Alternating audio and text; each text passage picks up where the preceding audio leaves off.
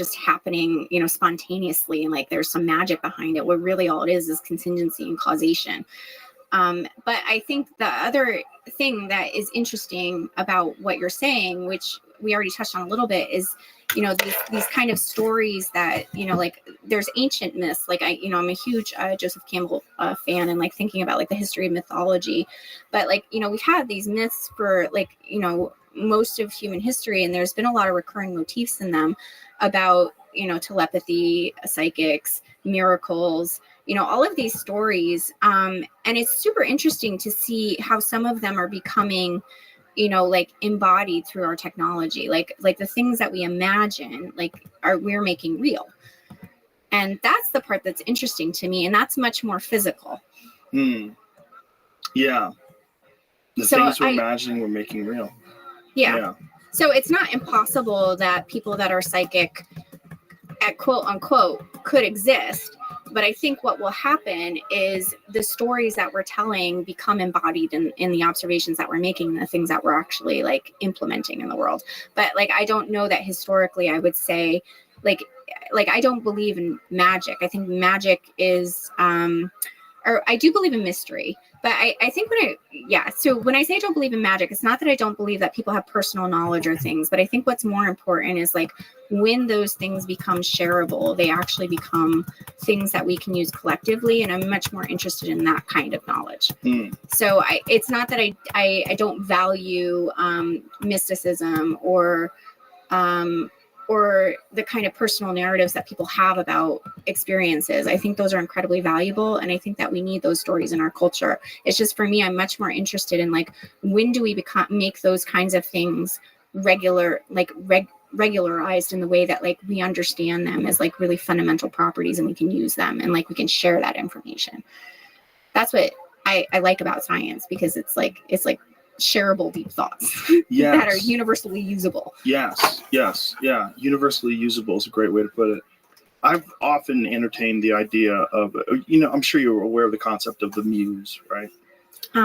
Maybe, but probably explain it anyway, just because it's one of the best representations of this is a gentleman named Stephen Pressfield. He's a great author. He wrote Legend of Bagger Vance and a bunch of other great movies, and he wrote this book called The War of Art. And the book is essentially like a guidebook for creative types to avoid procrastination, resistance, and to develop a structure that allows you to sit down in your desk at a very specific time every day and summon the muse. And this idea has persisted throughout time, that ideas, I'm sure you've had ideas that have come to you, like, where does that even come from? Like, yes. What is that? I think everyone has. I love creativity for that reason, because it's so mysterious, even to the person having the creative act. Yes. Which is just crazy. Yeah, I almost always think of my best ideas as not even really mine, but like a gift. Yes. And so I do too. This is the concept of the muse, that the muse, you summon the muse, you treat the muse with respect, you literally communicate with the muse, you put this intention out there, and if you do this every day, she will reward you, and she will consistently bring you ideas. And if you are a person who can develop that kind of discipline to sit there and do that, you'll become productive through the muse. And so, is the muse like a placeholder for your like unconscious brain? Yeah, certainly. But if you treat it like it's a real thing, it behaves like a real thing. No. I mean, I think the unconscious is a real thing. The reason I'm bringing it up is like so many people are really interested in consciousness, and then, like really focused on that. But part of the reason that, like where creativity comes from, and like part of this idea of using intuition to guide how you think about the world, I think is like there's so much happening in your brain that you're just not even consciously aware of. Right. And I think a lot of the information processing architecture and like where like I've kind of resigned myself to like almost all of my thinking is my unconscious brain, and I should just like leave it there. And if I get an idea emerging out of it, it seems like it came from nowhere, but I'm just not consciously aware of all the processing in my brain. I also wonder if the term consciousness is connected far too much to language. Yes. Because we think of things that we can describe with language, and processes that we examine with language, words that we attribute to specific objects and specific tasks and things that we do. And then there's this other thing that's going on. Maybe you feel bad that day. Maybe you feel lonely. Maybe you feel this. Like these sort of subconscious things are very conscious. They're conscious, but they're not attached to language. Right. And so when we're interacting with people on a conscious level, we're communicating constantly through words. So we have sounds that we make, and these represent things, and we all understand them. And so we use this as a way to express this thing that's going on with this thought process, the consciousness. Yeah. That we're attaching it to language. Yeah. No, I think most of us do, because I think a lot of us, construct words or visuals in our brains. But it's super interesting when you have people that don't do that, like Lee Cronin, that I work with a lot. And, he's the person that originated assembly theory as chemist. Like, he doesn't have any visuals in his brain or like language in his brain. And it's super interesting talking to him, because he's like completely and utterly brilliant. But I think like his mental architecture is really different. And I love working on deep foundational questions, because I think when you talk about these deep ideas and you talk, and maybe this is also why people like psychedelics, because if you're not like trained at the sort of frontier of like intellectual debate, like where do you have these kind of experiences, but the kind of I'm talking about is like you have really thought about how reality works, and like you have an architecture in your mind about what you think is fundamental about the nature of reality, because you're asking this particular scientific question. And I think some of my best discussions with some of my colleagues have been, those kind of discussions. And you really realize how people's brains are so different. Very, very different. So different. But what is the estimation? There's some percentage of us that do not have an inner voice. Yeah, I think it's like 4%, but I don't know. I think it's higher than that. Is I think it? it's quite a bit higher. I thought it was like... I think it's in the 20s. Oh. What's that? I just made up a number. It's up to 60%, but I've tried looking into this many times. I don't understand it. Well, I think it's hard to report, though, because people don't even know they don't have an inner voice, or people don't know they do have an inner voice, because you don't know what it's like to be in someone else's mind. So everybody just thinks their mind is normal. Right. So if you talk to a schizophrenic, you're like, what's going on there? Yeah. Like, what is that? Like, what's that misfiring? Yeah.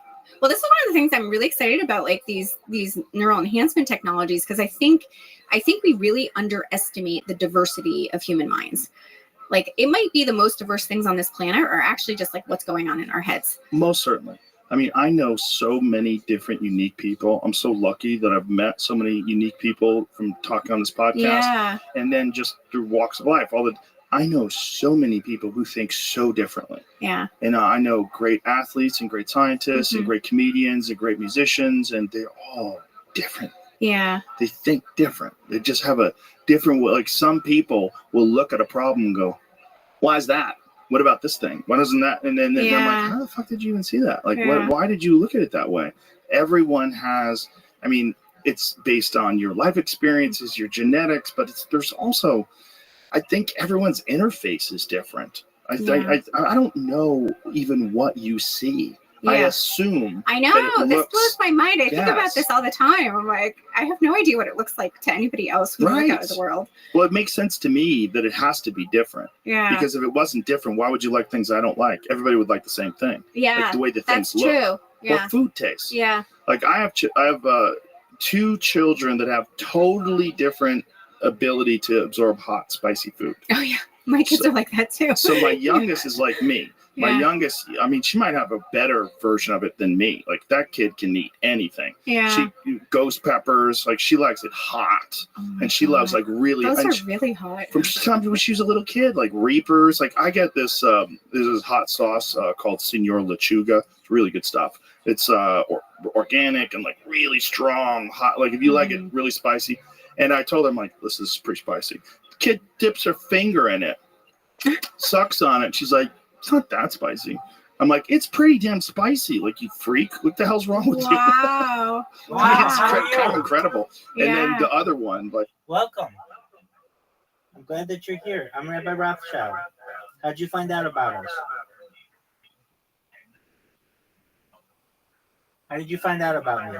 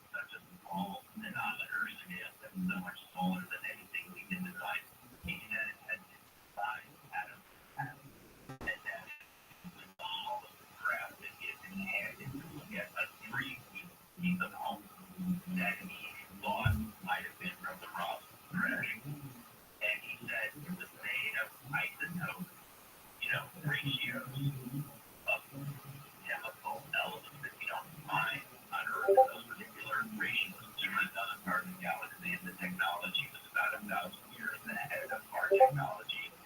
And he said he had to get to terrestrial because we don't have anything like that on Earth. And he said, I would know because I designed this stuff. And at the leading edge of what we can do, and this is way beyond anything I can do. So that was his conclusion. And when people like that come in front of poverty and tell us what they know, that's what we're going to have to do. That's my feeling about it. Until that time, when people like that are very well known, they have a lot of credibility, and they're completely convinced that the extraterrestrial material. What do your colleagues say about your book now? My colleagues now are mostly people outside sociology, but I can tell you from the few tries I have presented this sort of material at sociology conferences, it's been well accepted because sociologists know that there are things that are true that haven't been officially recognized yet. So they're open to the idea that what's actually real is not necessarily what's been told to be real. There's a bigger story is that you have witnesses and participant observation on all of this.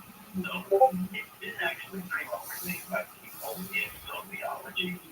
But overall, controversy is part of science.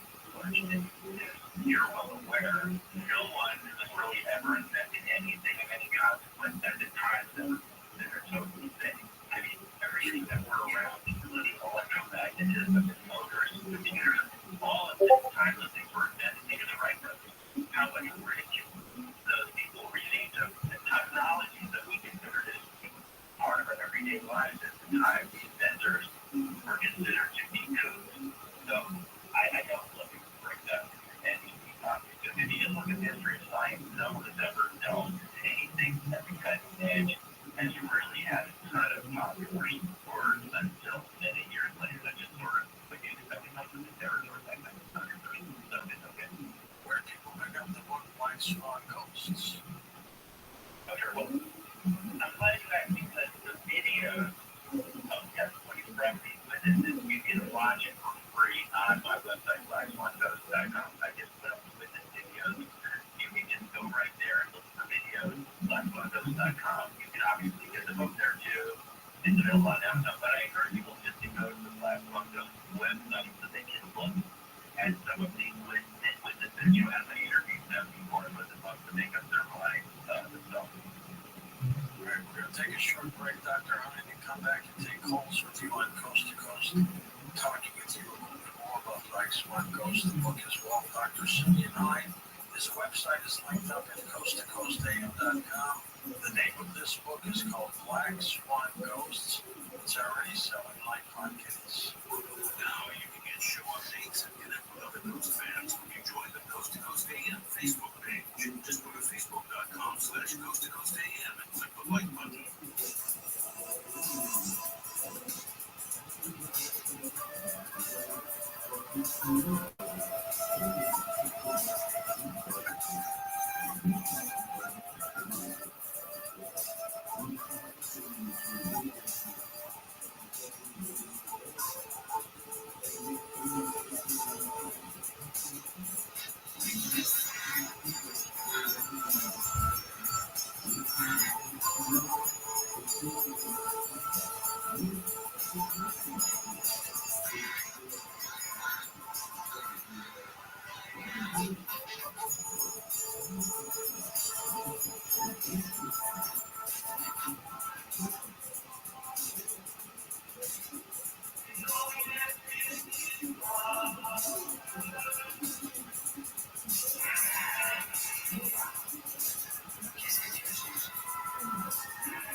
Register now for City of Hope's 2024 Walk for Hope. Join us as we walk to end cancer for all on Sunday, September 8th at City of Hope's campus in LA or Orange County.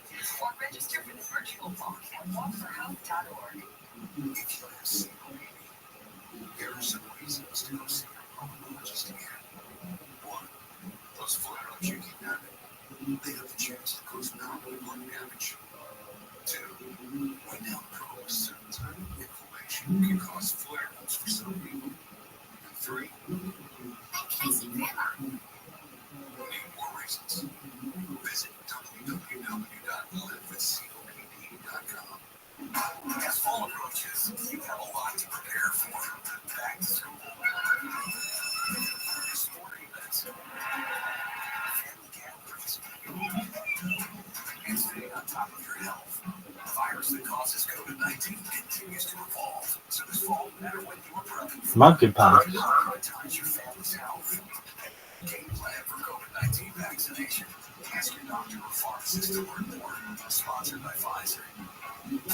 Life hack number 7. Get an iPhone 12 on Straight Talk. Life hack. Here's how it works. Walk into Walmart, go to the electronics section, ask for iPhone 12 with 5G and a dual camera system, and select the new Silver Unlimited plan. They'll smile because it's a good plan. You get real unlimited data all for just $20 a month for the whole first year. Get it at Walmart or StraightTalk.com. Straight Talk. Less dollars, more cents. Taxes and fees apply to large activation of iPhone 12 and the new Silver Unlimited plan are higher rate on payroll. $25 a month service credit, 5 to 12 months of eligibility requirements, and then for network management practices, visit StraightTalk.com. The people are the sovereign in this country. We don't have a king, we don't have a queen. And how do we get our officials? Who runs this country? So we centrally elected by the people of the United States. Bill and why have a commission if we just get overridden by the court system? Live 6 to 9 a.m. on KFI and on demand anytime on the iHeartRadio app. Full bandwidth stimulation. Your Formula 2024 iHeartRadio Music Festival presented by Capital One. December 21st. T-Mobile Arena here in Las Vegas, streaming live. Listening for your next chance to be there. The human soul requires a minimum daily requirement of entertainment. Welcome to MGM Rewards. With the greatest live shows on earth, they have all the entertainment you can handle and more. Book now and make the most of your Vegas getaway at MGMRewards.com. iHeartRadio, did you know? Presented by iHeartRadio. You know what you're listening to right now. Did you know that iHeartRadio not only lets you listen to all your favorite AM FM stations locally and nationwide for free, but iHeartRadio also has a team of people who are as passionate about music as you, working round the clock to hand curate playlists perfect for any mood or activity. We know the right soundtrack can help set the mood, change your mood, or enhance any activity. And that's why we have thousands of playlists tuned to fit any situation. The best part, you can listen to all your playlists for free. Tap the playlist tab in the iHeartRadio app and explore playlists to help you get in the zone while working out and chill when it's time to wind down. Playlists for partying, sleeping, cooking, gaming, or road tripping. Playlists curated with the best hits from every decade and playlists with the biggest hits from every genre. Tap the playlist tab and discover all the playlists available to you free from iHeartRadio. #1 for music, radio, and podcasting. All in one app. iHeartRadio. The free iHeartRadio app is #1 for music, radio, and podcasts. All in one. Discover a new podcast from our library of over 350,000 titles. Here's an iHeartRadio podcast preview. It was an ordinary flight from Portland to Seattle turned extraordinary when a man in black registered as D.B. Cooper made a bomb threat. The infamous D.B. Cooper hijacking occurred in the fall of 1971 at the height of an epidemic. During a 6-year span, 1967 and 1972, 300 commercial airplanes were hijacked worldwide, with over 100 occurring in the United States alone. It's the golden age of skyjacking. But it's Cooper's hijacking. Remember, he provided how to pull it off. I decided that I would skyjack mode. I started to make preparations for which airport. 6 months after Cooper's legendary heist, a small-time criminal would attempt his own skyjacking score. Just grab a weapon, grab a computer, borrow all the stuff you need, parachutes, money,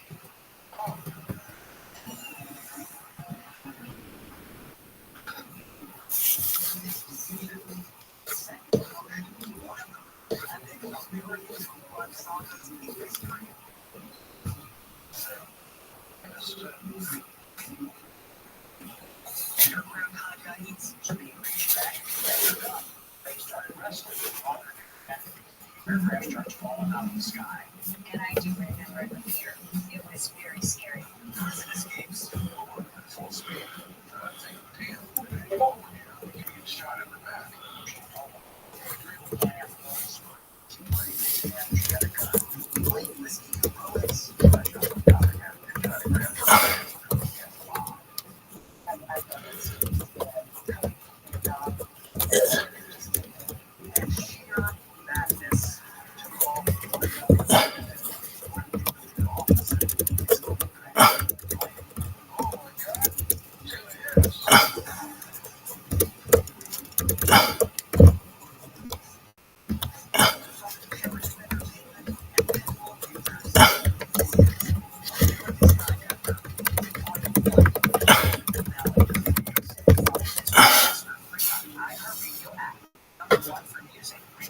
Podcasts all in one. Then get 60% off dermatologist formulated solutions for hair loss and happy at 85% of men will experience hair loss by age 50. Don't take it personal. Do something with 60% savings and the ability to see results in as little as 3 to 6 months. There's no excuse to not get your head happy. HappyHead.com. Prescription products require online physician consultation and all. Physician determines prescriptions appropriate. See website for full details. HappyHead.com. You hear more and more about identity theft in the news every day. That's because so much of your personal info is out of your control, like your insurance provider that has your social security number and your favorite retailer has your payment detail. If they get your information, that's why LifeLock will lead to back in your identity stolen, guaranteed back. Save up to 40% your first year with promo code PLAY at LifeLock. All terms apply. Why do you use the sleep number sweater? I make my sight softer. My side firmer. Whenever I want. Can we sleep cooler? Sleep Number does that. Cools up to 8 times faster than when you choose your ideal comfort on either side. 94% of Sleep Number smart sleepers report better sleep. And now during our biggest sale of the year, save 50% on the Sleep Number limited edition smart bed. Plus free home delivery on select smart beds when you add any mates. Limited time. To find a store near you, visit sleepnumber.com. I'm John Walzak, host of the new podcast, We Save the Arizona. And I'm Robert Fisher, one of the most wanted men in the world. Police say I killed my family, then rigged my house to explode before speaking to the police believe he is alive. Join me as I track down the whole case. Most dangerous fugitive in the world. Robert Fisher. Do you recognize my voice? Listen on America's #1 podcast network. iHeart, open your free iHeart app and search Missing Arizona.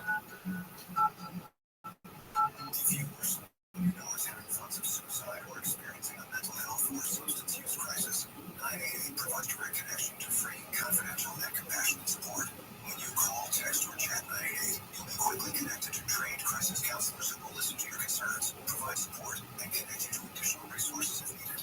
There is hope. The Lifeline works. You are not alone in crisis.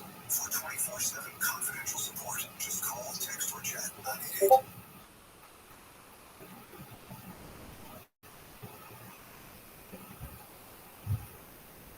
KFI AM 640, more stimulating talk.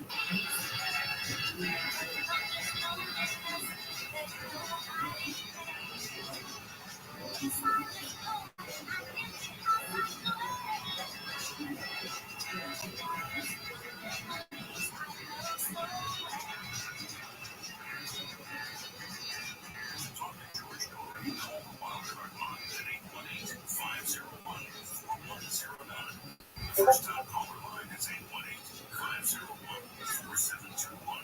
To talk toll free for Eastern Rockies, call 800-825-5033. For Western Rockies toll free, call 800-618-8255. To reach George via Skype, use Skype name George97313.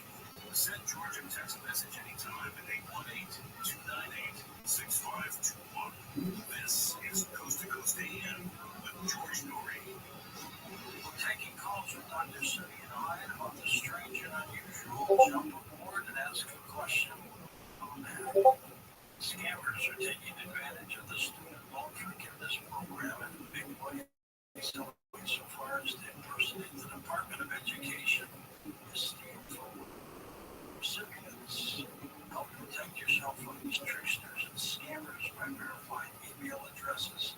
Do not open links to unknown members. Remember, it shouldn't cost you anything to apply for loan forgiveness. If it does, it's likely a scam.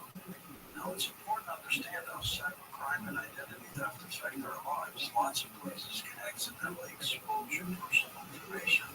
That's why Lifeline monitors billions of data points a second for risks to your identity.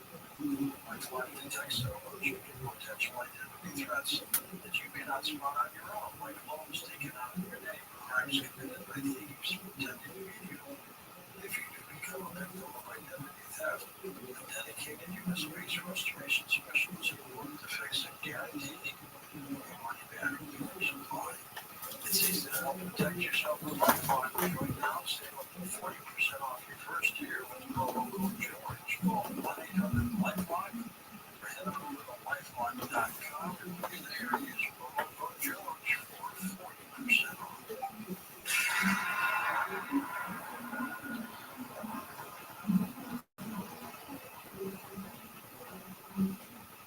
At California Psychics, we know that when you haven't found love, it feels like everyone else has. Every movie has a love interest. Every song is a love song. What are all the songs about cats? Well, that's how I really met time. And of course, the PDA. Looking for love sucks. Thankfully, California Psychics can give you the guidance you need to help you find the one. We connect you with the very best. In fact, 98% of the psychics who apply to work with us don't make the grade. That's why we can guarantee if your reading isn't life-changing, it's free. Download the app or connect with us at CaliforniaPsychics.com. Right now, new customers are seeing the right minutes for just $20, so you can be feeling all lovey-dovey real soon. Experience the joy of certainty. California Psychics.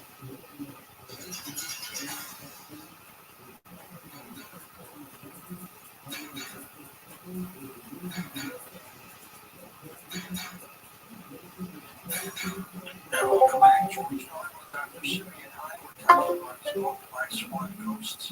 Dr. High, this is talking about inhabitants who are occupants of the craft. Yes. There was one in particular, a guy named Peter Leather that we met in the UK in Rothschild during a place called Beckham. The guy, when he did work out there, and he had told this story a number of times, or it was by that guy. On videotape what the story was. He said he was in Surrey in the 70s with a buddy going across about 1 a.m. and they saw something with these flashing lights land on the hill, and it said it could explode, landed at something. The crab opened up, and he could have very small feet and a skin tight suit. Got out, a red bunny had it so much that the bee, Peter wanted to meet this bee. He had always been interested in UFOs. It turned around, went back in the grass, the hatch closed, took off. And what's really interesting is the next day he got a call from some organization that would identify if they were, wanted to hear everything about it. And they had gone to the police and pulled out a police reporting, for which he visited in the UK and said that UFO reporting was taking on this whole organization. Said, never mind, we are the ones who are going to do it.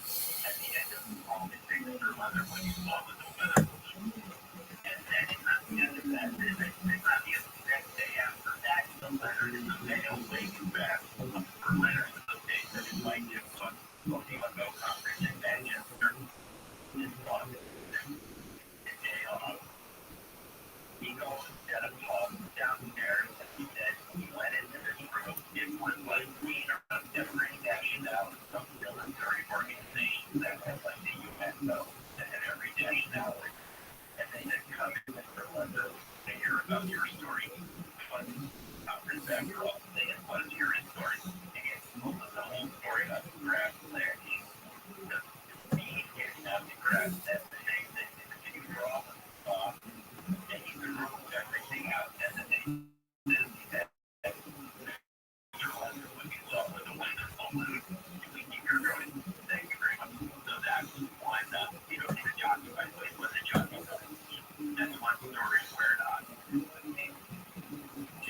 the story of value for a visitor from Venus? I have heard this story. I have been watching something about it, and I'm not sure what I think about this story. I haven't looked at it enough to really know much about it, but then I certainly come across like other, interested in this subject. It's for, let's go to the phones. Let's go to Matthew. Here's Stonehenge in the United Kingdom calling in. Matthew, welcome to the program. Hello, George. I really respect your work all you many years. Thank you, Matthew. And Simeon, am I allowed to go down the rabbit hole?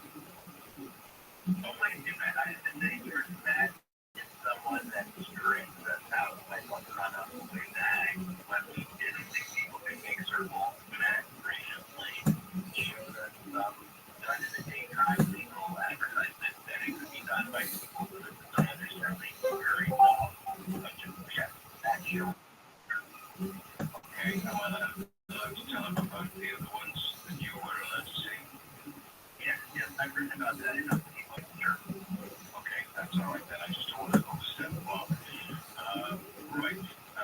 I'm just going to tell people I'm not here to promote myself. Okay. Well, go research. You can look me up and expect you to James Williams. I'm the only person to ever be arrested for making crop stones. But I don't want I have a very good story to tell. I have a lot similar to talk about, which I can't on this show, which is simply to take the crash. I'm whistleblowing right now. Okay. Okay. And I know some very secret things. I didn't mean to let you in my scarf, short job, you go to the Queen. Yeah, very nice. Yeah. Anyway, right. Let's start with something from me. Okay. I was adopted. And I don't know my real parents and my blood. You still there, Matthew?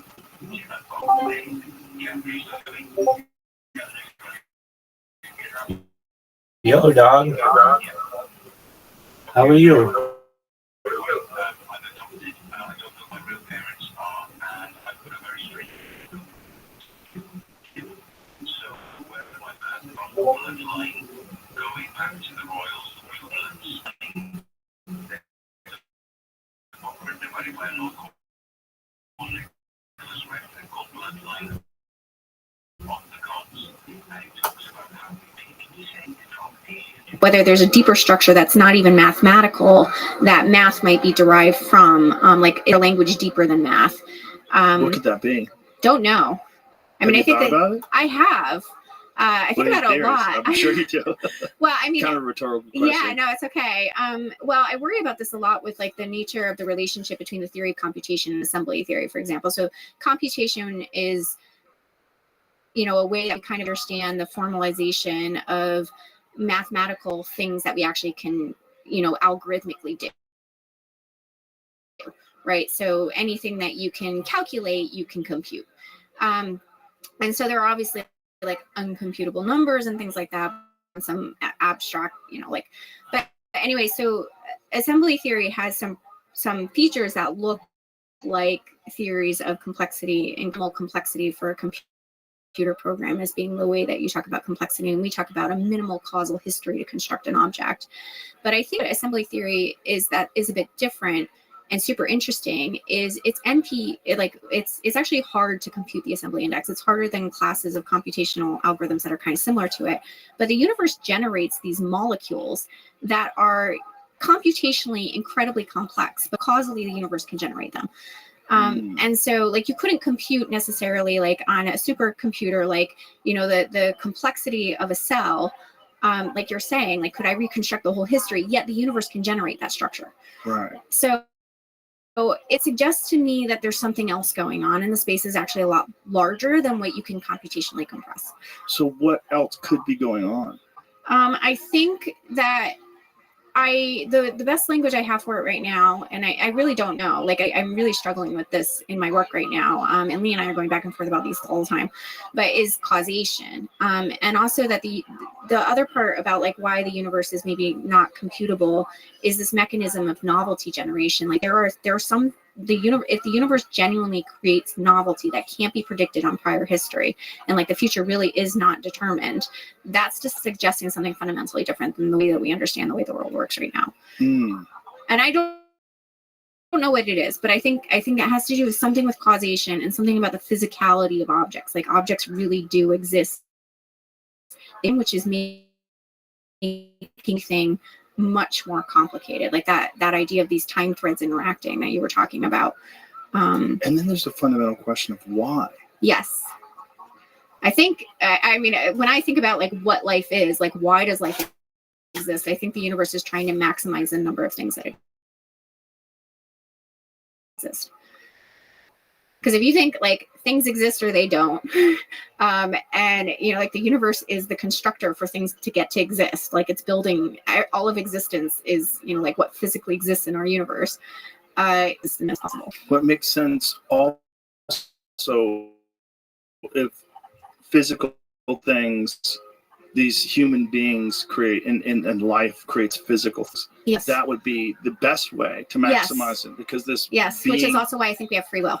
Because if we act independently, we're actually more creative than if we didn't. Yeah. Do you ever butt heads with determinism people? I butt heads with everyone. Nothing wrong with that. Of disagreeing with smart people.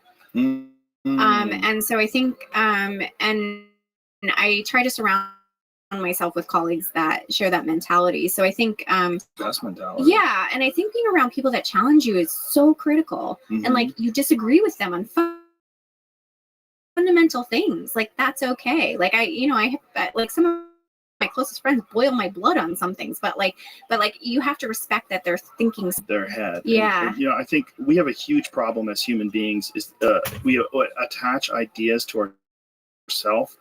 And so we defend these ideas as if we're defending our. Did you do that? I've developed that through having so many conversations with people that I don't see eye to eye with on the podcast. That instead of arguing with them, I try to ask them how they think, why they think the way they think, what is it, challenge a little bit just to try to get a response out of them, try to figure out like what is your process and why is it so different than mine. Well, that's good for you too, because you grow more and you understand more by doing that. Doing this thing over the last 15 years has been like the most radical, unexpected education that I could have ever had. That's amazing. I'm a different human. Yeah. Like a completely different human than I was 15 years ago. Yeah.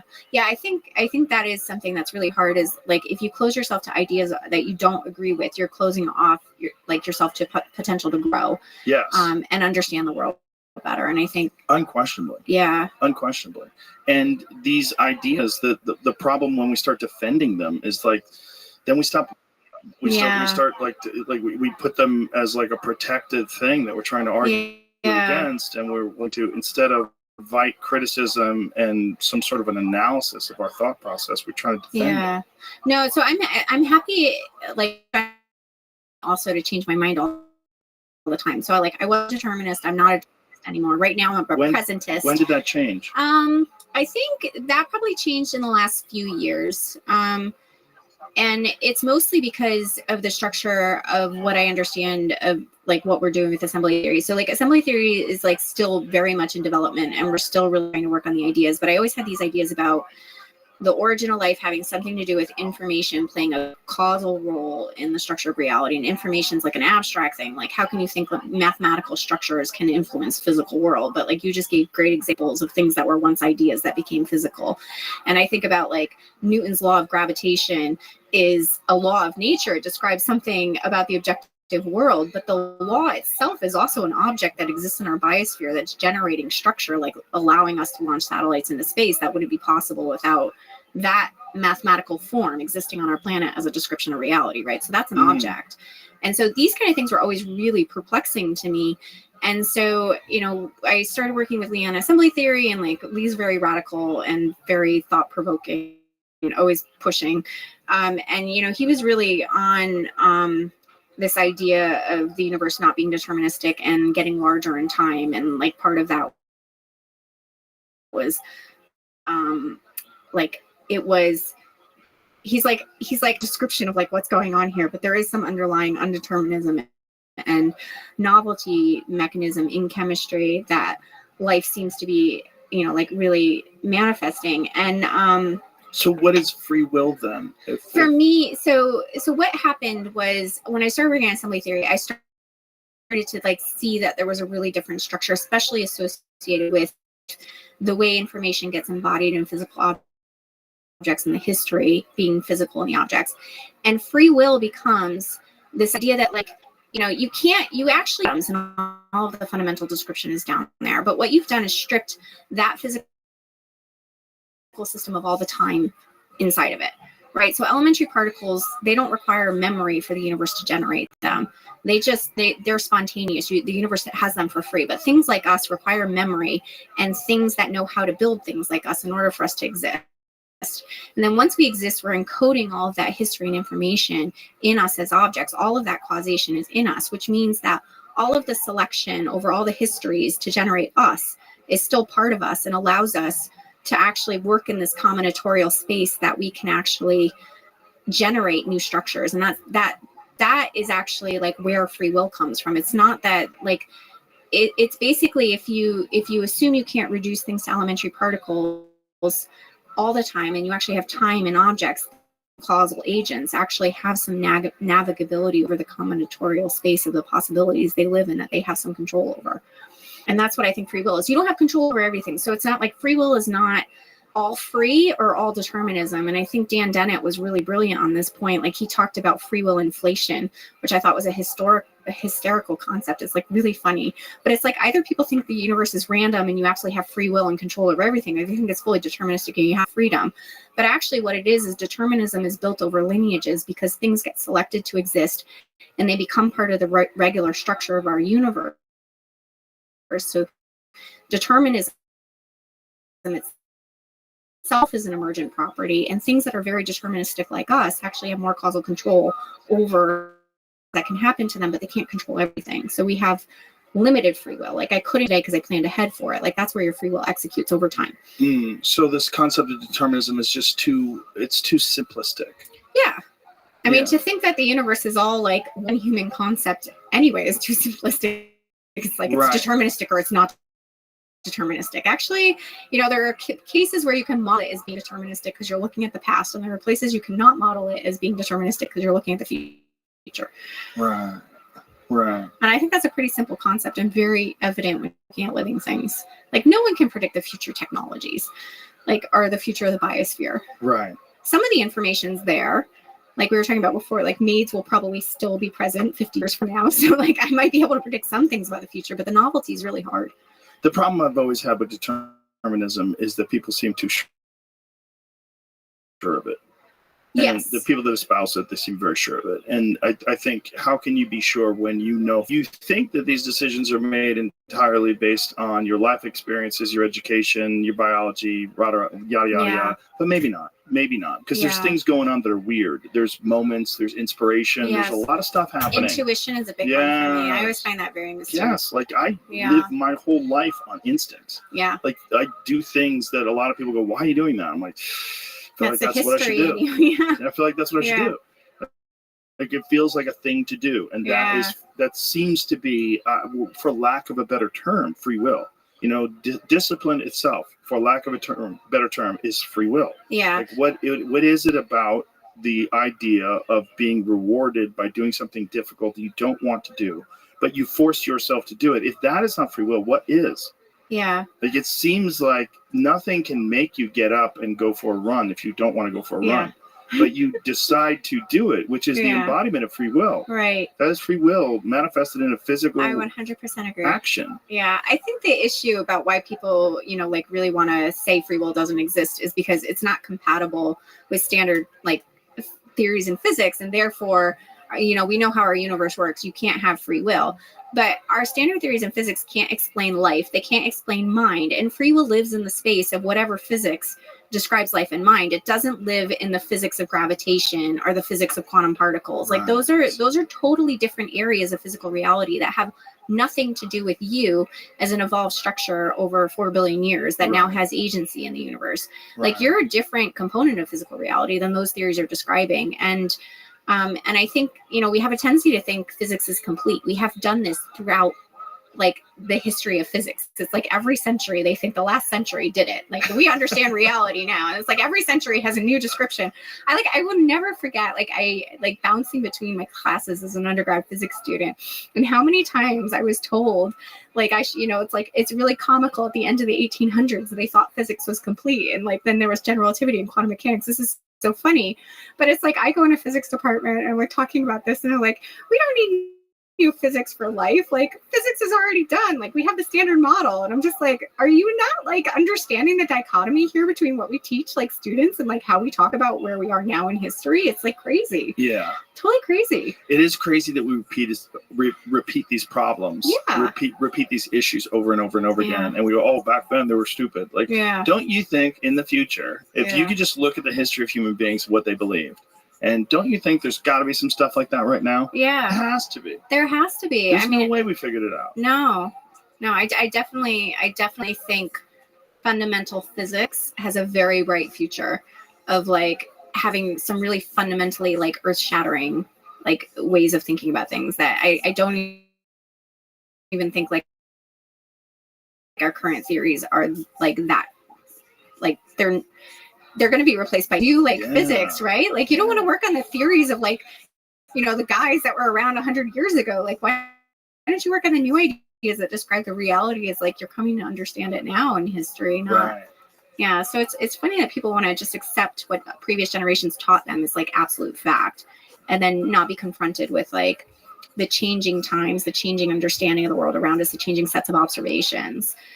Because I can imagine, many thousands of years ago when humans were, still like, being hunter-gatherers, not really thinking we have a lot of causal agency in the world. Like you see the seasons, you have no control over them. And like, and so obviously like we're born out of this idea that the universe is objective and existing outside of us, a deep history of not having control. But like now in a modern technological society, we see how much of reality we've shaped and changed. Like, I don't know how you could hold that view anymore. Like it's very deep in our history that like we think these things, but like the evidence around us right now is completely to the contrary. And this also seems like an emergent property of human beings. Yes, humans in particular. I think animals do it to an extent, but I think our ability to abstract and our ability to build technologies based on our abstractions and like what we're doing now is fundamentally different than anything that our biosphere has done over the last 4 billion years. I think we're pretty special, and I have no problem saying that. Like, I think we're the most interesting thing in the universe. Yeah, I think so. Well, the known universe. Known universe, yeah. I think it's quite possible there's something else out there that's a little bit more interesting than us. Yeah, I'm sure there is, but I don't think that we're ever going to recognize what that thing is until we actually really appreciate what we are. Interesting. You glossed over this, but I want to get back to it. Sure. Why don't you believe in infinity? Oh, so I think it's not possible for like I guess people want to say the universe is infinite in size, and I don't know what that means. I think it just is a placeholder of like we don't understand. So infinity helps in like certain theories of physics, like to actually make your mathematics tractable, but to say it's actually like a physical thing, to me is it doesn't make any sense. And it doesn't make any sense because I think if you assume like there's an infinity of things that could exist, and that infinity of things exists somewhere, right? Like, so you have like, Max Tegmark's mathematical universe hypothesis, all mathematical objects exist somewhere. And obviously there's like an infinite number of them. It doesn't actually explain anything about here. Or like, why do we have the things that we have in this universe? And I think what infinity is it's a feature of humans' imagination to define the space of what's possible. And it physically exists as the boundary of that space, but it doesn't physically exist out there as a real physical thing. Like there is no infinite space. There is no infinite possibilities of a multiverse. Those are abstractions that exist in human minds that allow us to think about how the world works and reason in what we can actually construct here as far as theories we understand or things we can build. But the concept of infinity, if the universe is not infinite, then the universe has a defined boundary. So what's beyond that boundary? I don't know. That's weird, right? Yes. That seems like maybe that's what infinity is. Yeah, but yeah. So I think we could be saying the same. Like I think about it sort of like there's a boundary that is like the physical size of the universe and the physical stuff in the universe. And then there's another boundary, which is part of that physical boundary, but it's like the things that we can imagine. And the things we can imagine at least can possibly be physically real. And then there's another boundary we can't even imagine. I don't even know if there's stuff out there that's like beyond that. And like, you can't even talk about it because you can't even imagine what it is. Right. One of the most perplexing theories that I've ever heard was the concept of in the center of every galaxy, there's a supermassive black hole, and that going through that supermassive black hole, you will go into another universe. Yeah. Yeah, these are kind of interesting and fun and kind of, But like, very what are you fun. saying? Yeah, no, I mean, Right. well, there's a lot of theories about like the multiverse, and I think they're intellectually interesting, and they bring interesting philosophy into physics, but I don't know that I can assign physical realism to anything that we can't observe directly. And I would rather take the mathematics and the theories of physics themselves. Like I do these thought experiments about like the theoretical physics of theoretical physicists. It's like if I were outside of myself and I was watching what I was as a theoretical physicist, writing down equations and like trying to describe the world, what would those mathematical objects look like as physical things? And so this to me is the perspective that I find much more productive, because I don't think people have looked at that through that lens at what mathematics is. Like we tend to take the Euclidean, and like the Plato's cave type paradigm from the ancient Greeks, that like there's a perfect world of forms and like, we're just seeing the shadows of like this perfect reality. And I think the universe is constructing itself, and mathematics is a particular thing our universe has constructed that enables things to be possible that wouldn't be possible without mathematics existing. The people that are proponents of this concept of infinity and that do believe in it, when you steel man that, what's the best argument for it? Well, I think the idea, it's kind of like what you're saying, like if you take the limit, like it actually is consistent with our equations to assume that, like the universe could be infinite, or the time in the future could be infinite. And to them, I think it. How are you?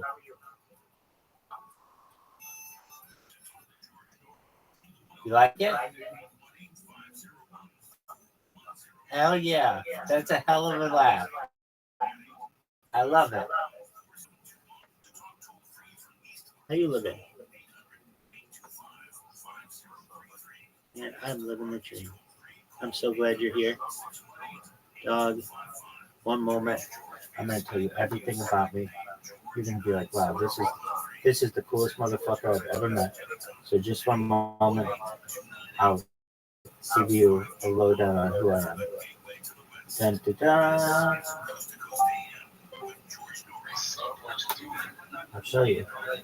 All right. We have, how do you say your name? Chris? Excellent. Chris and Rez, welcome. I'm Rabbi Rabbi, and I'm the biggest deal in the world. Why? I stream my life 24/7, 365 for world peace. I don't want war anymore. I've been doing so now for more than 3 years. I have more data on YouTube than any person ever. This is the biggest event in global history. This goes back to the pandemic. We've seen the death of Queen, the birth of AI, the coronation of a king, and everything in between. I heard today that the World Health Organization has declared another epidemic, or perhaps pandemic, for Mpox, formerly monkeypox, and you should know that we may be witnessing history here.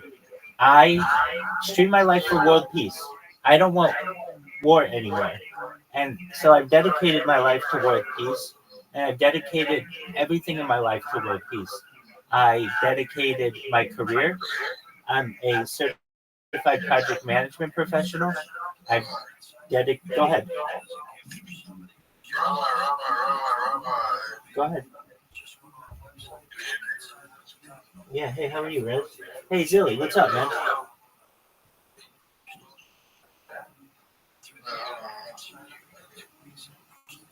Zilly, what do you think of excellent. Yo, Doug, what do you think of all of my cameras? Excellent. Wonderful. So, I stream my life for world peace. I don't want war anymore. It's like, okay, Rabbi, how are you going to establish world peace? John Lennon and Yoko Ono established something called a bed-in, where you just stay in bed until you get world peace. They did it twice. They did it once at the Hilton in Amsterdam, and they did it once in Montreal. And it's called the bed-in. Yeah, BED, and then -IN. Just type in bed-in John Lennon, and you'll see he stayed in bed with Yoko Ono for a week, twice in his life. And with some inspiration to that, I've done my own bed in for world peace. They did theirs for world peace, so I'm just continuing what they're doing. And For the past 3 years, this has all just been like a bed-in. it's been me uploading life 24/7, 365, so that we have more content than any person in global history on YouTube. Is the reason why you've been staying in bed because you want to do a bed-in like Yoko and John Lennon? That's important to me, yeah.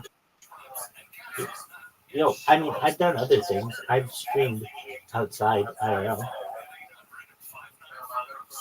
Go ahead.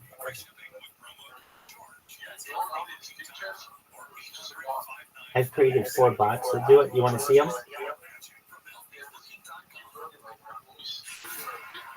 Excellent. Tell your homie Rabbi Rothschild loves you. That's okay. I just keep creating accounts. Don't be sure. You'll see how fucking easy it is, and you're like, oh, there's no point to even ban this motherfucker. He's got his beat. All right, one moment. Man, I got a lot of fucking accounts. Okay, do you see this pointer here? It's pink. Do you see this pink pointer? Yo, do you see this pink pointer?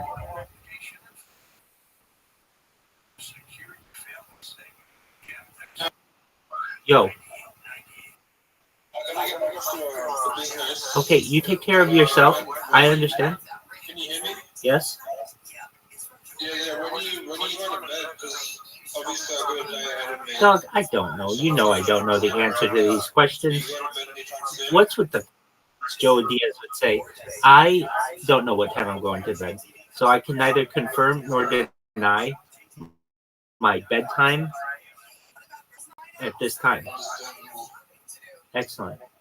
All right. Well, hopefully we can talk your time in the morning. Dude, we do whatever you want, Doug. I might still be up. You never know. That's when I'm available next. Cool, Doug. So we'll see what happens. Excellent.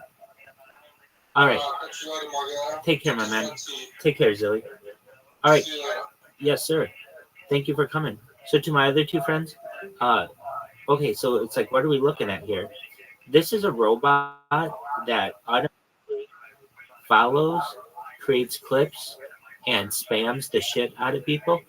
And I've got 4 of them. 1, 2, 3, 4. And then you probably have never seen so many Discords going at one time in your entire life, from one person at least. And I use these accounts to take over the Kick platform. I mean, I basically made it my own platform. People think that Aiden Ross and Eddie own it, but Rabbi Rothschild, the person who's been owning it recently.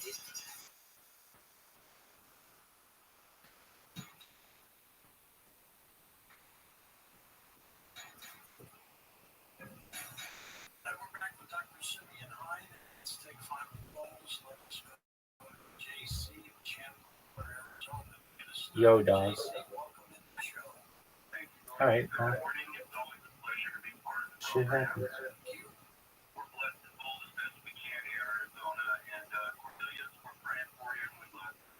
Cornelius, fuck you.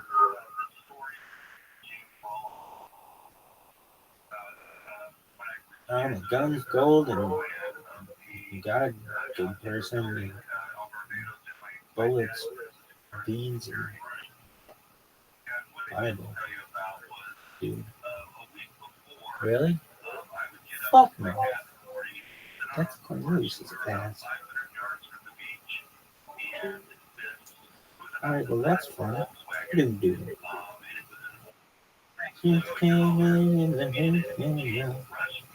I just didn't know what to do.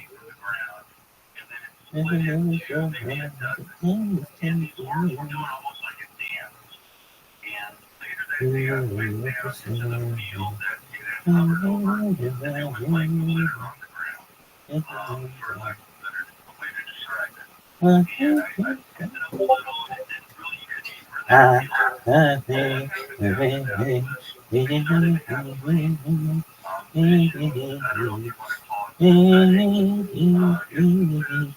but ever since I've been able to get a chance to visit my I'm not sure a lot about what I'm doing. But during these times, I won't be able to travel when I do, where I go. And it has been a lot of thought and decisions about where the world is right now, specific to like spend time. Professor, what can you give me guidance wise? At those moments to clarify what I'm seeing or how to digest it. Well, that's a very good question. And he knows why. That information or about dealing out a lot of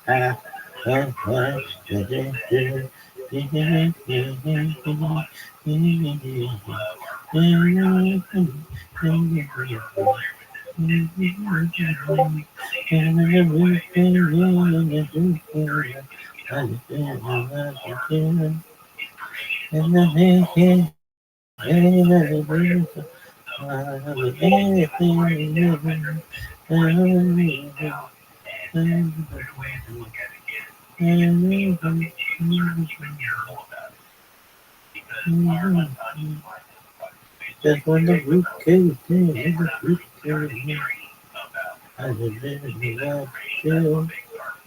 And the everything and anything new.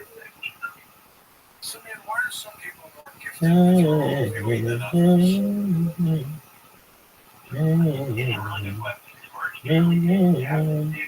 Cause when the root came in and the truth came out, I just didn't know what to do. And then everything to do.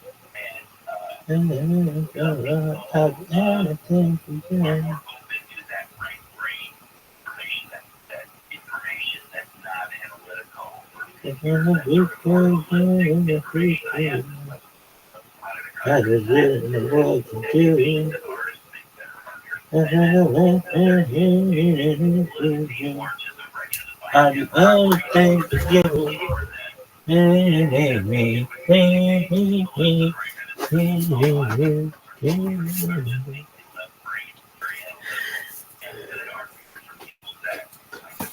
Cause when the root came in and the root came down, I just didn't know what to do.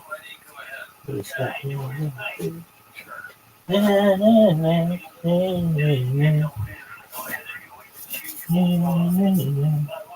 Cause when the root came in and the truth came out, I just didn't know what to do. Because I was indecisive and then I really did something. I say I'll do anything for you.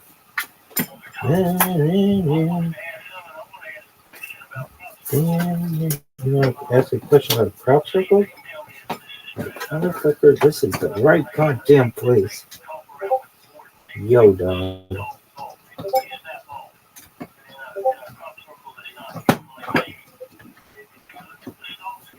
Cause when the root came in and the truth came out, I just didn't know what to do.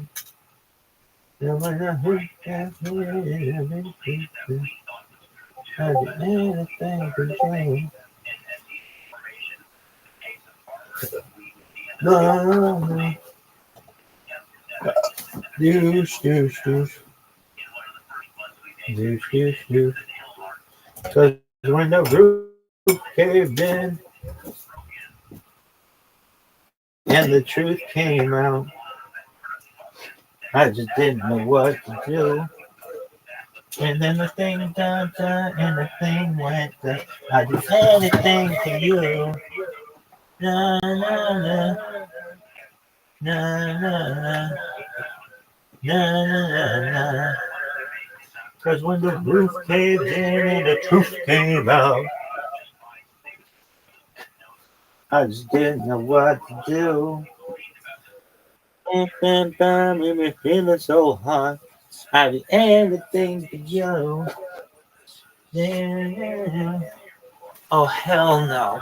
Get that shit out of here, dog. Cause when the truth came in, cause when the roof came in, and the truth came out, I just didn't know what to do. And I've been living so hard. I'd do anything for you.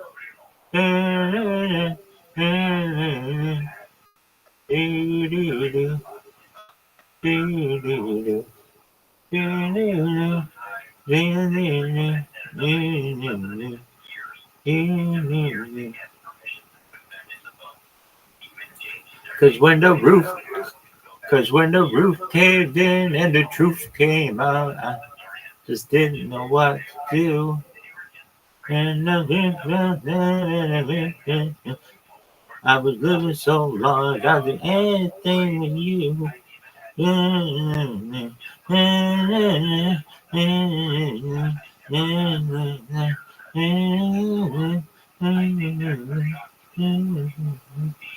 Because when the roof caved in and the truth came out, I just didn't know what to do. And I'm living so long, I did anything for you. Alright. Now what? Because when the roof caved in and the truth came out, I just didn't know what to do. And we were living so long, I did anything for you. Na na na na na na na na na. Cause when the roof caved in and the truth came out, I just didn't know what to do. So I do anything for you. Na, na, na, na, na, na, na, na, na. Because when the roof caved in and the truth came out, I just didn't know what to do. I've been living so long, I'll do anything for you.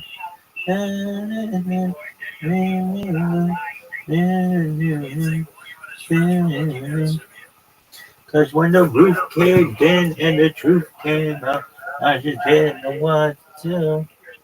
And when I went up, I did living so long, I did anything for you.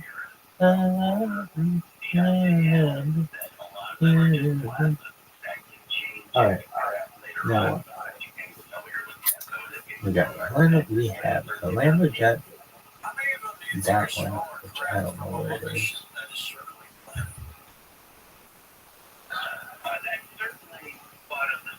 I don't know. Is it slightly homeless? Nobody's ever in there. Cause when the roof caved in and the truth came out, I just didn't know what to do. And when the roof was down and I never so long, I did anything for you. Na na na na na na na na na na na.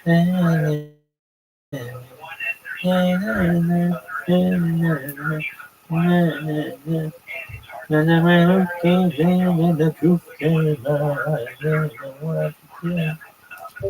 Alright, now what? There's another fucking phone. Looks like goddamn slow though. Yeah, dude, that's not good. From another company, nicotine acid diethylamide was, I don't know the brand name. It had a brand name. It was quite successful medicine, and he thought if I take lysergic acid diethylamide, lysergic acid being the acid within the ergot, maybe we'll also have a potent stimulant.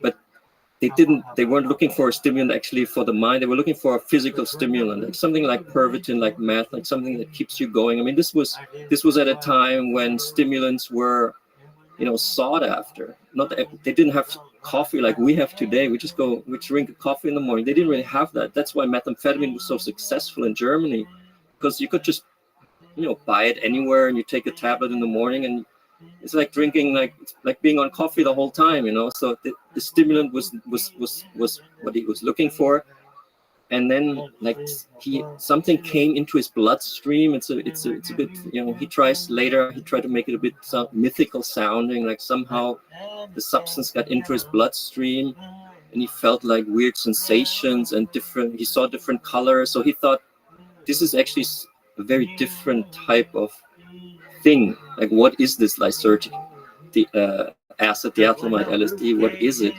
So he did then a first self-experiment, which was kind of normal at the time. He took a very, very low dose, what he thought 250 micrograms. But as we know today, that's actually quite a high dose of LSD.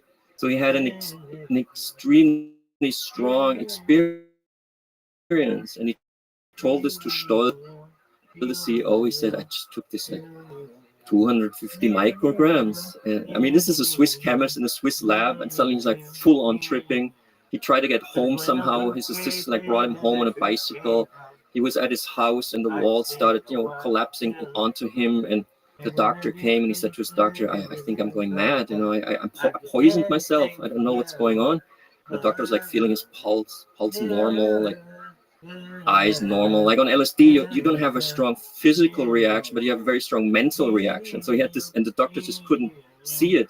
And before actually Hoffman had tested LSD on mice and at Sandoz, and the mice also didn't show anything, because they didn't run around excitedly. Like if you give mice cocaine, you can see the difference. But if you give them LSD, you can't see it, because you can't get into their mind. Maybe they don't even have a trip, because they don't have a conscious like us, but certainly on humans, it works very potently. And so he communicated this with the CEO, and the CEO was like, I don't believe you. I think you made a mistake with the dosage. Then they repeated it. And then they actually created at Sandoz, and I think this is kind of funny, if you picture a conservative pharmaceutical Swiss company in the late 40s in Basel, they created an intoxication room. They made a nice room within the company. They called it Rauschraum, Rausch meaning intoxication in German. And Hoffman said, I had a very strong Rausch with this stuff. I don't know what this is. So they invited secretaries and bookkeepers and chemists and people working in the cafeteria. They all could come into this room and take LSD. The secretary is actually sitting there typing what they would relate, and they all had a great experience. That's the funny thing, because they had never had any bad. Today, when we take LSD, we have so much discourse about LSD in our mind automatically. They didn't have that. They just took strangely named substance like LSD 25. They took 50 micrograms, and they wrote down. I write about this in Trip. For the first time, I feel connected to my fellow human being. So I looked out and saw the clouds, and had ideas about connectivity and how we are part of the universe, basically. These kind of hippie LSD thoughts that we classically associate with LSD, they had them very purely, from that they just had them. So this was all noted down, and then they were thinking. And this was in 1943. Imagine the situation in Europe in 1943. It's at the height of World War II. People are dead, injured, traumatized. So they thought at Sandoz, maybe this is gonna be like a blockbuster, We give this. Then they tested it also on sick people in a hospital in Zurich. They gave it to a depressed patient. I also studied these reports, the depressed Swiss farmer, chronically depressed. He takes LSD, and he took it 3 times, and they released him out of the psychiatric ward because he was cured. He was good. He said, I'm fine. I'm not depressed anymore. So, Okay, what do you think? and the big question of obviously is what happened, because also why I researched LSD, and I had been interested in LSD by a company called Eleusis, which is and they had done low dosage tests with LSD on Alzheimer patients, and they found that the very same receptors that Alzheimer degenerates and kills, these receptors are being stimulated by LSD. So their study, which I then discussed with a leading Alzheimer researcher in Germany, and he also is looking at this white paper and he said, this is actually quite good. And I said, so when is it going to happen? He said, well, this is a bit more complicated than you think, because LSD is illegal. It's not even this in America. I guess you have like universities can do research, but this is also a new thing. When Nixon illegalized LSD in 1966, all the research was illegalized. So couldn't even research whether it's as dangerous as the government said it would be. So let me just finish this thought. I bring this white paper to my father because my mother suffers from Alzheimer. And I'm saying to him, I'm writing this book, as you know, and I found this, and shouldn't we have a look at this? Because he takes care of my mother, and he's quite frustrated that there's no potent medicine available to him, that his doctor basically says, sorry. And he's a former judge. He was quite a high judge in Germany. He sent people to prison for drugs. So for him to even consider giving an illegal drug to his wife is a big leap for him. But, he's a rational thinking man. So he looked at this white paper, he studied it, and he said, you know what? In court, when I was in court as a judge, you don't know what is the truth, but you know what is a good story, like a credible story. That's how I determined as a judge what I believe. If someone tells something that rings true to me, and right now I'm having a study that LSD is helpful, but also I'm having the law that it's illegal. Can you please find out the true story? What is LSD? Why is it illegal?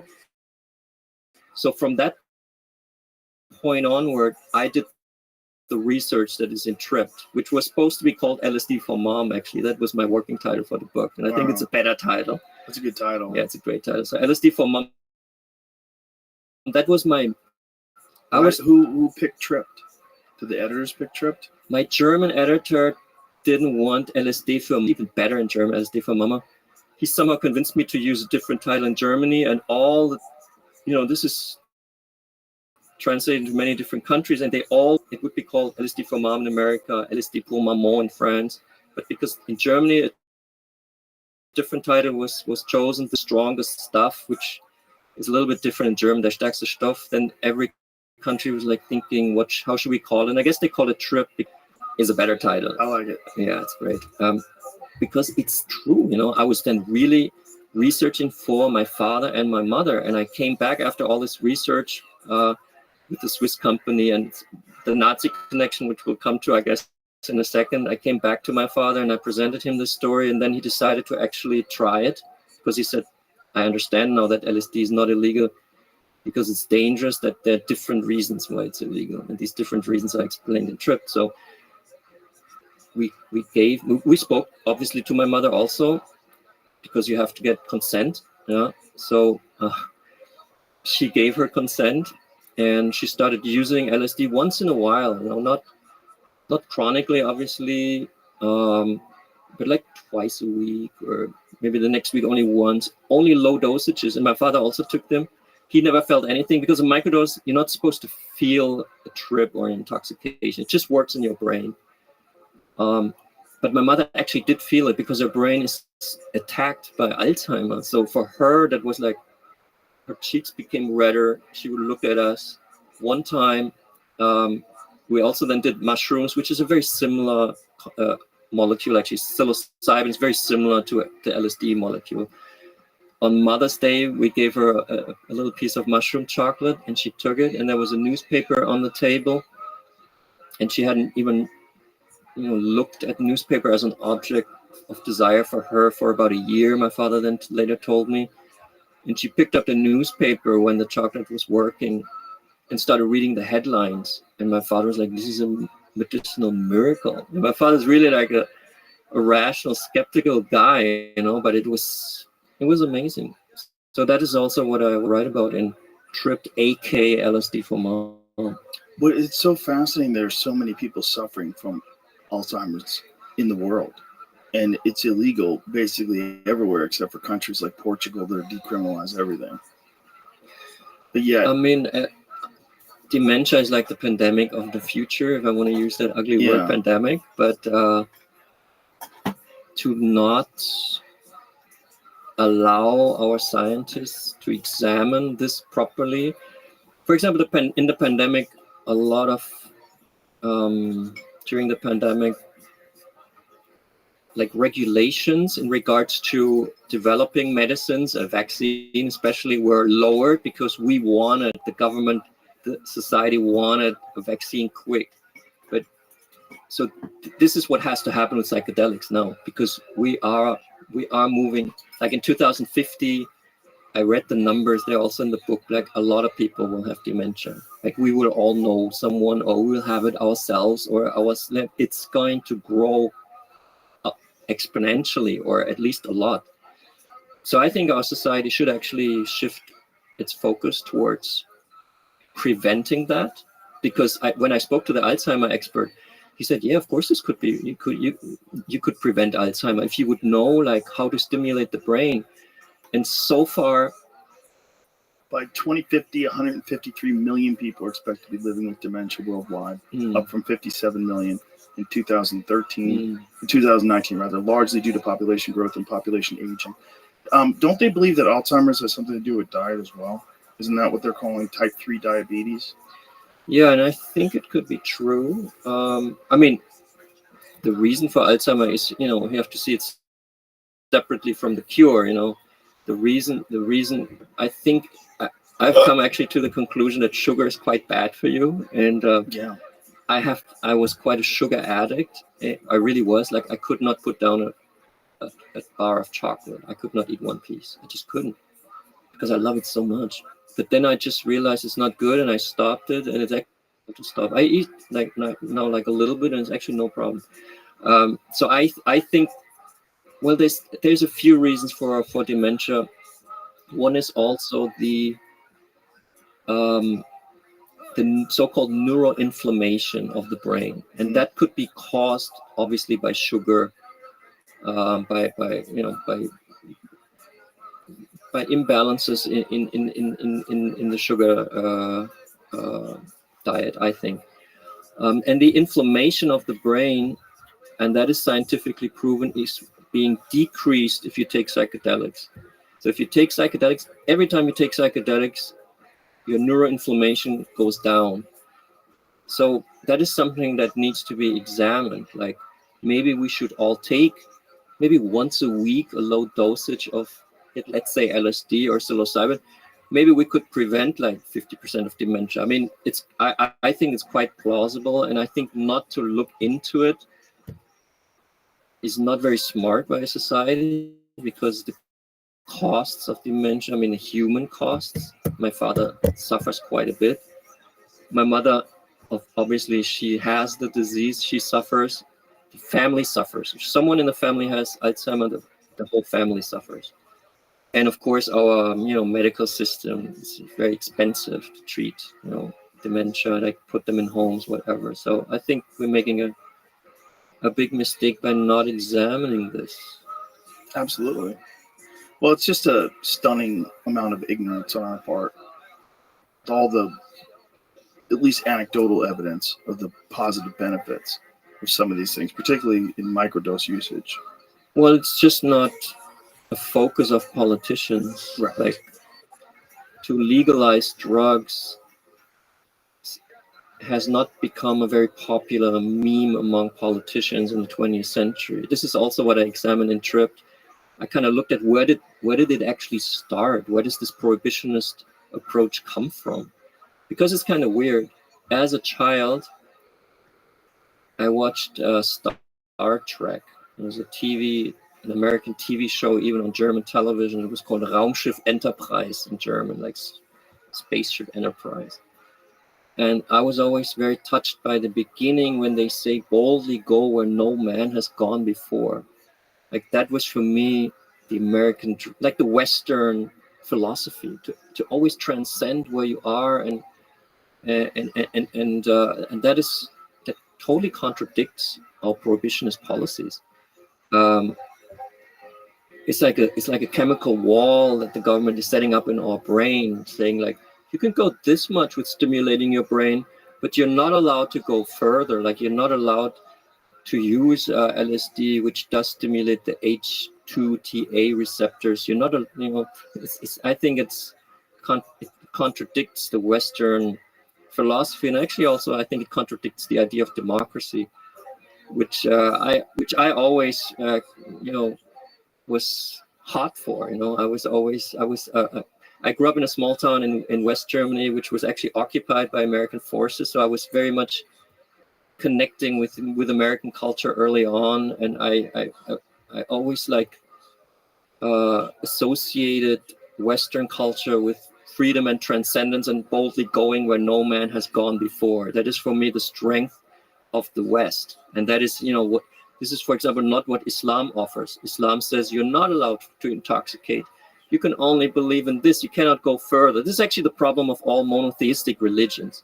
But for me, the West was always going beyond that. So I was curious, how did this happen, this prohibition? Like, who was there one person that decided, no, people cannot use this anymore? And there actually is one person, and his name is Harry J. Anslinger. I'm sure you're familiar with the guy. So I for trip, I also went to the Harry J. Anslinger archives at Penn State University, which was quite interesting because you can see in the archive and in the way it smells and what he collected and the letters he wrote and the language he used. It's a very closed mindset, and he was actually able to convince Democratic and Republican president. He was he was bipartisan basically. So his anti-drug regime that he was able to create, and he created it because the alcohol prohibition failed, and his Federal Bureau of Narcotics was about to be extinct because he had completely failed with the alcohol prohibition. And then he thought, I have to find a new enemy, and the new enemy for him was actually cannabis, and he coined the word marijuana, because marijuana sounds foreign, it sounds Mexican, it sounds something that we don't want in our clean white American society. Well, it was a Mexican wild tobacco. It was slang for a Mexican wild tobacco. It wasn't cannabis. Yeah, right. Yeah. So that is so basically what we could say is that, and unfortunately Anslinger was quite a racist. He was he openly used words to describe Afro-American colleagues that shouldn't be used by white men, I guess, in memos. This went all the way up to the president. So but they always kept him because he was the man that defends America from the scourge of foreign influences, which is drugs in this case, from China, the opium, from Mexico, the marijuana. So he was very good politician, basically, like an anti-drug lobbyist that everyone in Washington loved. And so the reasons for the prohibition in America is not that this Anslinger was actually studying LSD and finding out that this is actually dangerous or marijuana is dangerous. We really, even though we're free in our society, we have to curb this. This is not how it went. It's he wanted to attack the jazz scene, and he knew that the jazz musicians were smoking a lot of weed. So it's very hard to make it illegal to play jazz, but you can make marijuana illegal, and then you can target jazz musicians. So it's kind of racial profiling. Why were they going after jazz musicians? He hated jazz. He thought that I think I think it's a sexual thing actually. Because he actually said once, when black men smoke reefer, they think they're as good as white men and they're going to sleep with our women or something like that. That was kind of the world that he was So was it living because the jazz musicians were on stage and people Yeah, they were loved cool. them? They were cool. Yeah. So And they were only cool because they smoked the weed, you know. That gave them that diabolical power, like, over the audience, and like the groove, you know. If you take the weed away from them, they're gonna be like boring people, you know. So that guy really did a lot of damage in my mind to the American society. It's just stunning that 90 years later we're still dealing with the aftermath of that, you know, and also in conjunction with his union with William Randolph Hearst. Yeah, William Randolph Hearst, who owned Hearst Publications, had a vested financial interest in keeping marijuana illegal or making marijuana illegal because of hemp, right? You know the little story about the decorticator? Yeah, you're talking about the wood now? No, decorticator was a device that was manufactured. It was created in the early 1930s, and it was on the cover of Popular Science magazine when they called it, they said, hemp, the new billion-dollar crop of the future. All right. So because hemp was a very difficult plant to take the fiber and convert it into paper and convert it into textiles, things like that, they used slave labor for the most part until the cotton gin came along. When the cotton gin came along, that became more effective to use cotton than to use hemp. It was easier. Then in the early 1930s, they came out with the decorticator. The decorticator was this machine. See if you could get a version of that, Jamie. So the decorticator allowed them to effectively, that's the decorticator. So this machine, they would run the hemp stalks through it, and it would break them down far more economically, much easier, more effectively than the way they would do it by hand previously. Oh, right. So hemp, the new billion-dollar crop. So hemp, you know, find the cover of that magazine. So hemp was a far more effective paper. It's much more durable. Like if you take hemp, very difficult to tear. In fact, the earliest drafts of the Declaration of Independence were on hemp. So this hemp, the billion-dollar crop. So this was Popular Science magazine. And William Randolph Hearst didn't just own Hearst Publications. He also owned paper mills. Yeah. So he had thousands and thousands of acres of trees and forests that they were converting into paper. And now all of a sudden there was this new product that was going to destabilize his industry. And so hemp is a disruptor. You know? Exactly. So when they made marijuana illegal, a lot of the people that were voting on this didn't even understand they were making cannabis illegal. They didn't understand that it was the same thing. Yeah. They didn't understand that it was the same literal textile that created canvas. All the great works, like if you look at, you know, Leonardo da Vinci's paintings, it's on hemp. It's on hemp. It's on hemp. It's on canvas. It's on cannabis paper. It's on a very durable form of paper. Have you ever touched cannabis paper, like hemp paper? It's crazy. It's really hard to tear. My friend Todd McCormick, he was a early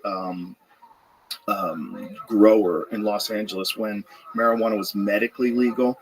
And he wound up going to jail because in federal court you couldn't say that it was for medical purposes. They just prosecuted him based on the fact that he was a drug dealer instead of someone who was legally in the state of California growing medical marijuana. He had a stalk on his table of hemp. I don't know if you've ever felt a hemp stalk. Have you ever picked one up? No. It is crazy. It's like styrofoam. You pick it up, it feels like nothing, but it's hard, like oak. But it's not heavy. It's very strange. It's like an alien plant. Very, very weird. So that stuff converts incredibly to clothing. You can make building materials out of it. There's a thing called hempcrete that is this incredibly effective building material that you can make houses out of hemp. And it's incredibly sustainable because if you have an acre of trees, if you chop down that acre of trees and make paper out of it, it takes forever to grow enough trees in that acre to grow them to the point where you could harvest them and make paper out of them. Yeah. Cannabis, if you're growing hemp, if you grow hemp stalks in the same field, you got new hemp in a few months. And now you have paper again. So you think? So William Randolph Hearst demonized cannabis for the particular interest that he had with paper, with his paper mills, and to stop the hemp industry. I mean, they were quite close allies in a way. Yeah. Anslinger and Hearst. And in his publications, the word marijuana was for the first time Mm-hmm. publicized. So they kind of And with a they worked racial hand in element to it. hand. Yeah, with They a said racial that element. blacks and Mexicans were smoking this new drug and raping white women. Right. Right. Exactly. And then the Reefer Madness movies, which are fantastic pieces of propaganda. They're absolutely hilarious. If you watch them today, especially knowing what we know about marijuana, like these people were just crazed. It was more meth-like than it was, what they were depicting, right? Absolutely. So Anslinger, 90 years ago, the propaganda that he pushed out into society, the way that infected people like a mind virus, the effects of that still today. When people find out that you have taken marijuana or that you regularly enjoy marijuana, people freak out. They're like, oh, what are you doing? What are you doing to yourself? Oh my God, you're out there taking drugs. Meanwhile, this person's on antidepressants and they drink alcohol, smoke cigarettes, and take Xanax. Like, there's sanctioned drugs that are far worse for you. It's not a drug-free society. Yeah, I mean, I talked about this sugar thing that I stopped. It's a crazy drug. And that actually made me realize that we as humans take drugs every day. Like every human takes drugs every day. I'm drinking coffee. I got these little nicotine pouches. Yeah.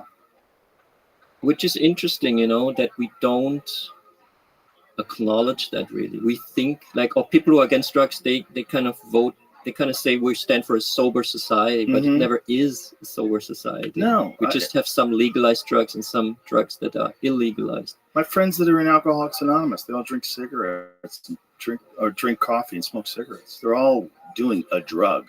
They're just doing a drug that doesn't completely destroy their life. I mean, I thought about this, having written Blitz and Trip both on drugs and history. I'm now trying to come up with a larger narrative, and in your podcast, a lot has been talked about the stoned ape theory, right? Yes. I think it's very interesting, and I think it's time for kind of a new world history, as you may. I think we actually are stoned sapiens. I think that this cognitive revolution that happened in Africa, it's as Stamets said, it's not a theory. It's what is it? A theory is when there's already proof. It's a hypothesis. It's a hypothesis, but I think that a lot speaks for this hypothesis. I think it makes sense if you see that early humans were, for example, depicting mushrooms in drawings, that these mushrooms have some kind of relevance to them. And our edge, which is something that Harari writes about over other homos, like the Neanderthals, or also just monkeys, large monkeys. Our edge was that we had this cognitive revolution, that we had a neo cortex forming, and that we suddenly had an understanding about time. So we're not just living in the moment, where we know there's a past and there's a future. So that creates a different language. And the different language, a more abstract, more complex language than, for example, the apes. Apes can organize up to like 100. Then their language kind of fails them. But humans not suddenly, I mean, this is over long periods of time, could develop a language that enabled them to form larger groups. That's how they became dominant, also dominant over other Homo species like the Neanderthals. And we know today that they had these plants at their availability. So it makes sense to imagine that actually we found, maybe it was a mushroom, maybe it was iboga, which is something still used in African societies and which now is again being examined as the new psychoactive hot drug. It could be a mixture, or some groups could have had this, others could have had that. But it seems to be pretty clear that like the founding moment of our race is actually this transcendence. Like suddenly you realize this moment where I'm in is not all, there's more. Like Right. There's a future, there's a past. That is what transcendence is. So we are basically, that's why I call our species we're stoned sapiens. Like we were stoned from the start. So drugs which transferred into language, into also music, into rituals, because we wanted to keep the drug also secret from others who are not, from apes or Neanderthals. So rituals start existing, like a person kind of has the drugs and hands them out. So this is at the beginning of our race. So I think, and we were so powerful because we could develop that larger language than the apes, who could only organize up until 100. And now we have the problem, we poor stone sapiens, that we have created global problems, but we don't have a global narrative. Like, we're falling into the Western camp. We have China. We have we don't have a global narrative. Like, our narrative usually stops within the national context. Like, there's the American narrative, there's the Western narrative, which also includes Europe. There's the German narrative, but there's no human global narrative. And that's what I intend to change with my book Stone Sapiens, which will be the next book, and kind of conclude the trilogy of these, like, how are drugs and humans kind of symbiotic in a way. Well, there's for lack of a better term, there's a consciousness that exists in mushrooms. There's something that you interact with, and we don't necessarily understand what's going on. But if you could imagine a lower primate interacting with a higher consciousness on a regular basis and then adapting. This is the theory of why the human brain size doubled over a period of 2 million years. And if you ever listen to Dennis McKenna describe this, Dennis McKenna describes it brilliantly, because he's an actual scientist, in the way he explains the effects of psilocybin, how it what the effects it would have on the mind in terms of developing language and just expanding our creativity, expanding our ability to see things. It makes better edge detection, makes you have better visual acuity, makes them more horny. They're gonna more likely to breed, more community. There's also this potential for a type of, for lack of a better term, a type of mind melding. There's a type of consciousness expanding energy that happens, that it seems to be connected in a way that we can't measure, where human beings interact with each other without words. Telepathy was exactly what they when they first found harmine. When they found some certain trees that were part of the components of ayahuasca, they tried to call it telepathy, but due to the rules of scientific nomenclature, that substance had already been identified as harmine. But the researchers that were taking this are saying, we are experiencing these telepathic melds. There's something that's going on with these things, and we want to get to the bottom of it. Let's call it telepathy, because it imparts a type of telepathy. Well, for Tripped Up, became very interested in that question that you just articulated, what actually happens in the brain, because that is quite hard to figure out, actually, how do they work and what actually changes in the brain. And there's one researcher in Zurich, again in Switzerland, they're really experts on psychedelics, actually, because they didn't sign all the UN treaties, because they're like a more neutral country than others, so they actually have a little bit more freedom for research.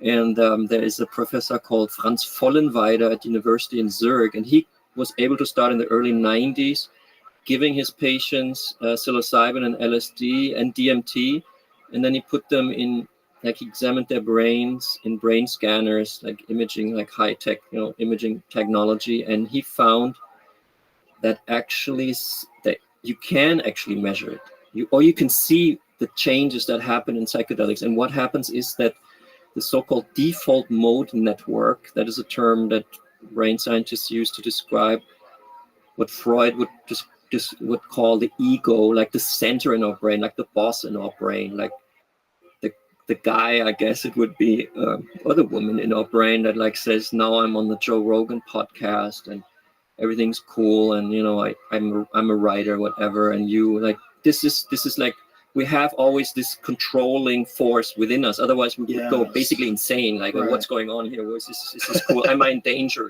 Basically, am I in danger? Like, there's this thing with a ghost with the rifle is going to shoot. Like, so the default mode network makes sure that this doesn't happen, that we function, and it makes a lot of sense. And actually, under psychedelics, he could measure that this part of the brain gets a little less energy. So it's not switched off completely. I mean, if you take a lot of psychedelics, it might be switched off completely. Then you have what's called like a full immersion experience. But if you take a little, it's also switched off, like get a little less energy.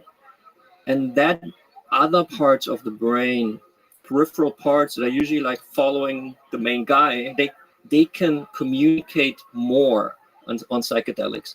So what happens in your brain is actually a change in the brain chemistry. And what also happens is what is called the neuroplasticity is enhanced. Neuroplasticity is the term for basically the brain is not obviously like a fixed, like non-moving object like my fist or something. It's constantly kind of moving the brain, and neuroplasticity describes that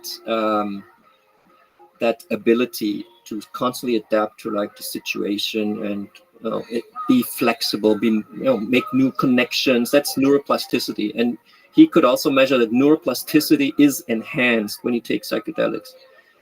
That's why also it could become dangerous if it's enhanced too quickly and you're not experienced. I mean, we're on the Joe Rogan Experience, so we're all experienced. I hope we'll have an experienced audience. But if you're unexperienced, that could be too much. Then the stimulation of your brain or the change or the disruption of your day-to-day way of thinking could be overwhelming. But if you handle it properly, it's actually that is I guess what is the beneficial aspect of the psychedelic experience. You enhance neuroplasticity in a way. I don't know if becoming smarter is the right term, because what is smart, what is intelligence? But it's the fact that neuroplasticity is enhanced, and because of this, kind of orthodox thought forms, like depressed people always think the same thing, like I'm not worthy or I can't. Depression is a loop or loops in your brain of always this. And LSD, especially psilocybin,